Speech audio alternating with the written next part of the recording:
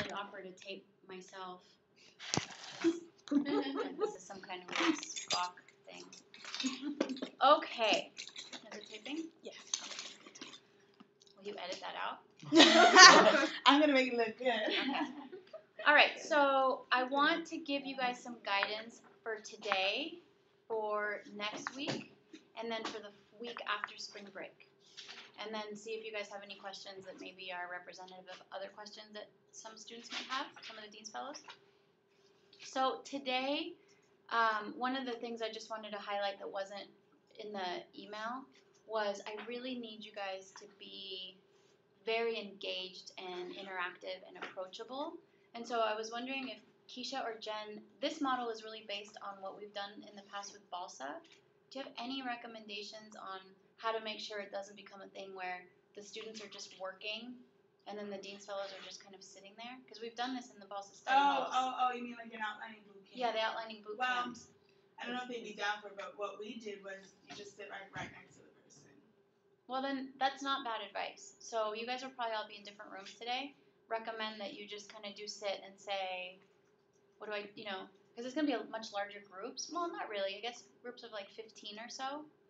And most rooms will have at least 3. So just get in there. Get in there. Okay. That's really the message, is get in there You and kind of almost help. have to look over their shoulder. Yeah. It's not annoying, though. No. They kind of appreciate it. Like, Okay. they'll type and you'll say, no, you do that.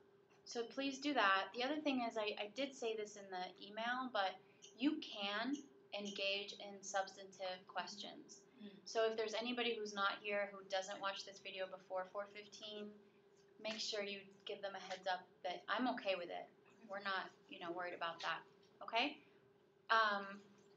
When you introduce yourselves, because the person leading the room will hopefully ask that you introduce yourselves, just make sure you seem very approachable and all that good stuff.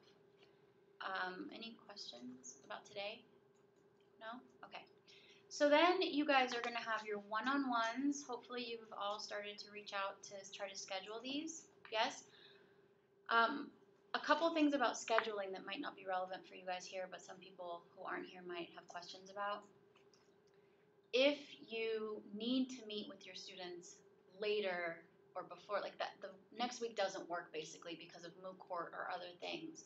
What I've recommended is I don't want you to meet with them too far into spring break, because that defeats the purpose. I'll talk about the purpose more. So if you have to, you could say to the students, look, I can meet with you the Saturday or Sunday before, or Professor Ryan can meet with you the week before spring break. And I'm happy to meet with the students. I'm already meeting with one, because the whole purpose is to have them go off to spring break with some tools that we provide them. If the tools come during spring break, it really defeats the purpose. So I get it that some of you might have very tricky schedules because of school-related conflicts. So we're happy to work around that if we have to. Otherwise, you just have to help them commit to a time that works for both of you next week.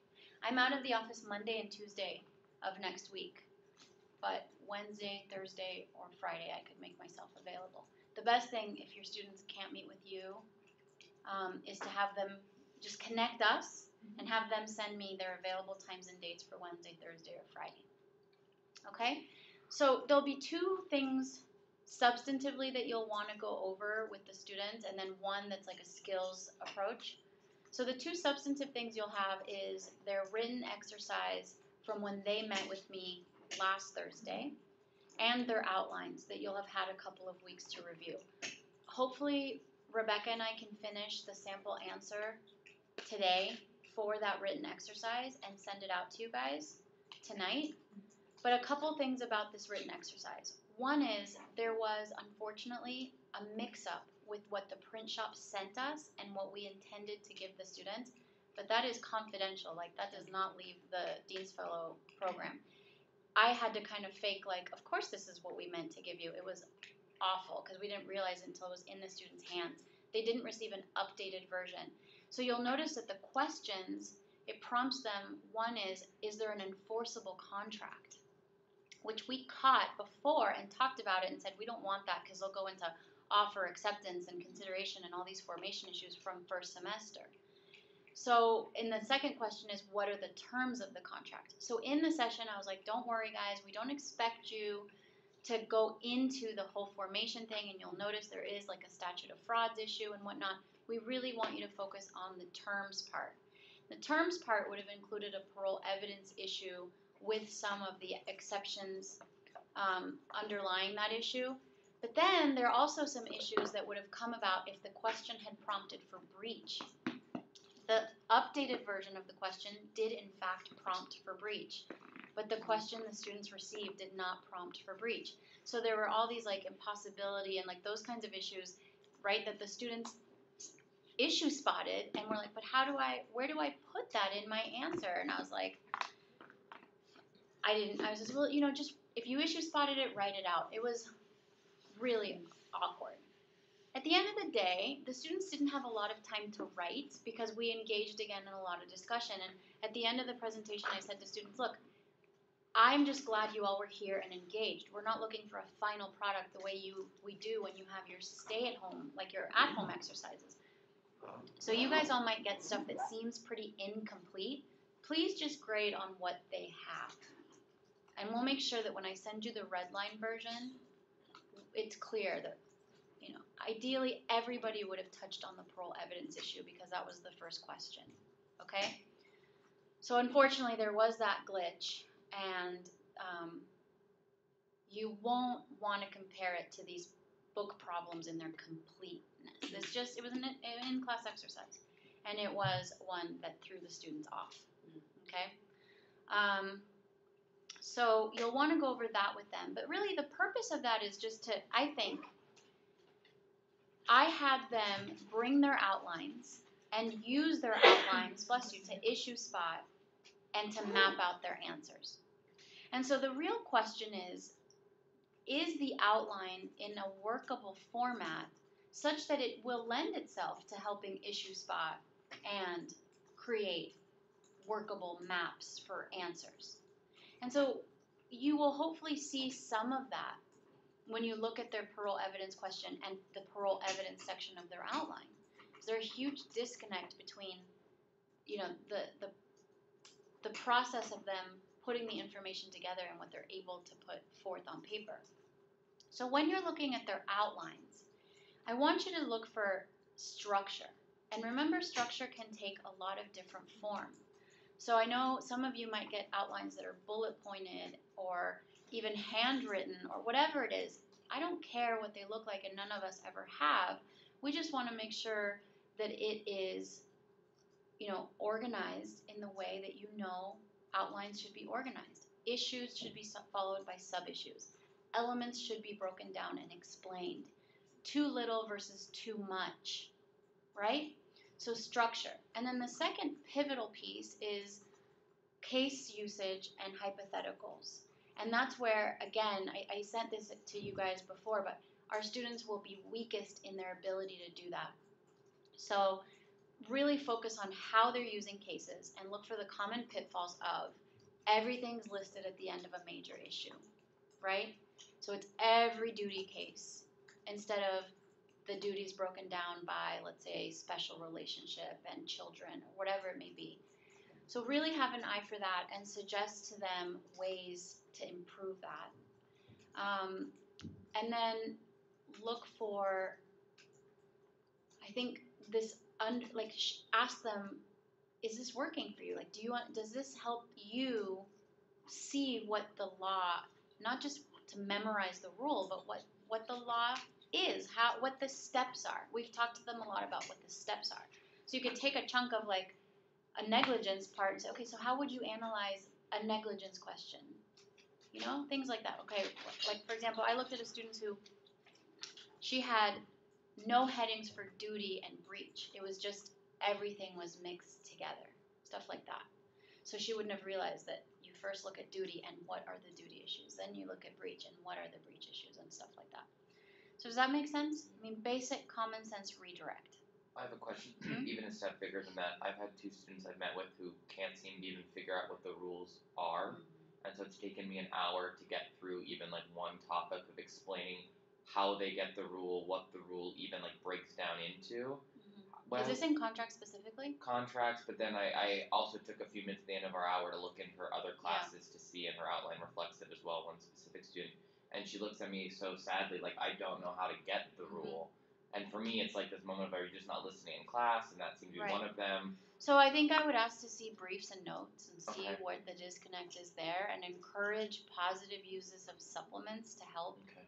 You know, one rule statement should help then look for, okay, so if this is the rule for false imprisonment, okay, what day did you cover false imprisonment? Where are your notes for false imprisonment? So where did you talk about confinement? Where did you talk about, you know, I think, and at some point, I think then that needs to go back to, why haven't you seen your professor? You know, we can't fix all their problems. We can redirect them and hope they go where they can fix their problems. So I guess But my you can question try. is then if that hour we put aside with them to go over outlines turns into that's just what they get It from is us? what they get Okay. from you. However, I do want to make sure you do get to the third part of this. Okay.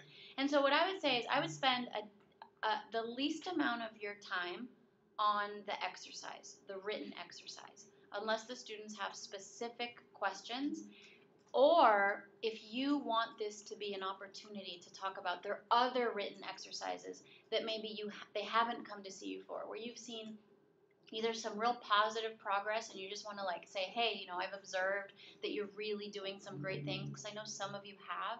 Or you say, look, you know, every exercise I've gotten from you seems incomplete, without structure. Professor Ryan has given you the rules and they're not there.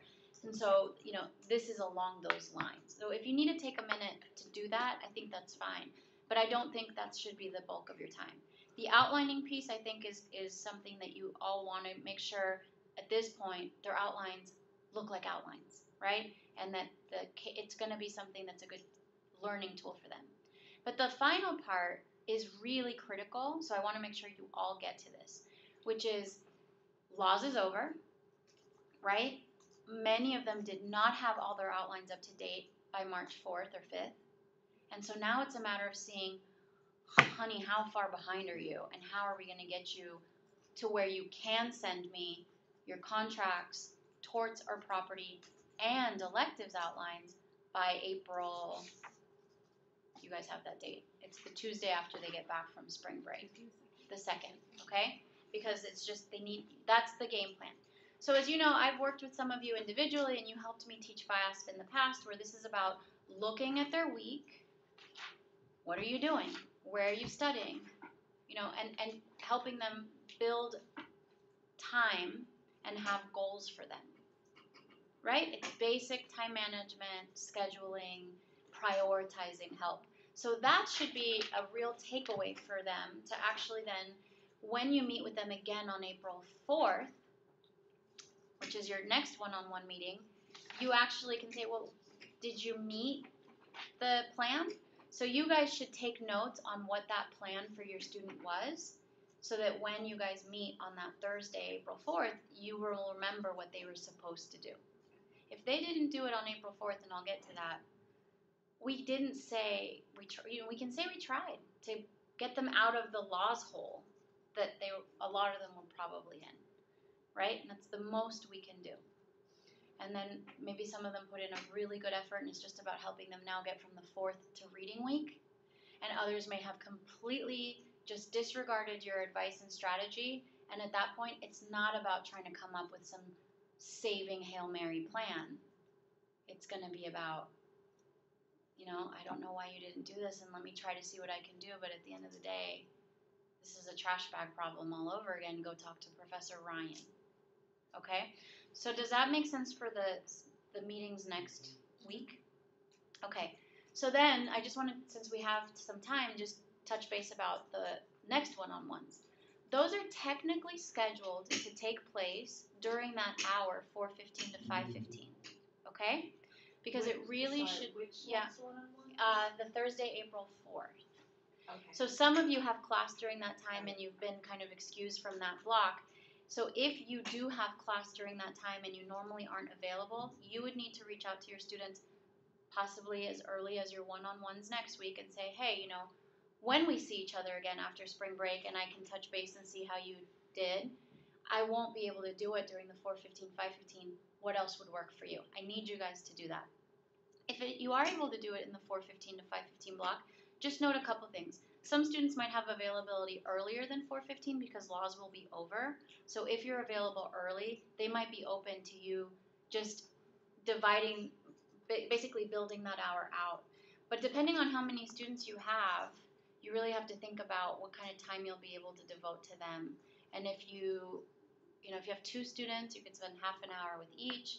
If you have 4 students, you might only be able to do, like shorter blocks. Or do you want to meet with them as a group?